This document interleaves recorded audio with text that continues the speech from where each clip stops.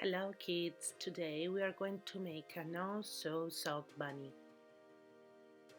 To do it you need ribbon, rice, scissors, sock, marker and twine.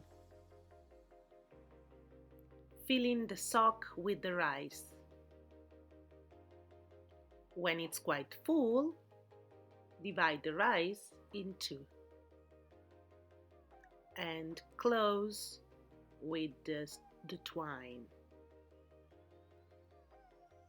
Pay attention in this moment and close it very well.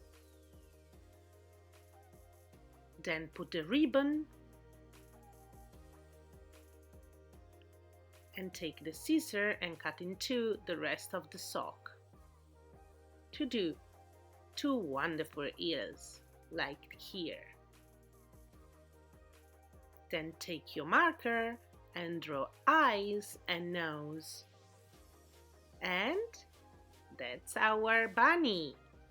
We did it! Yay! We did it! Now little bunny, smile! Bye-bye kids!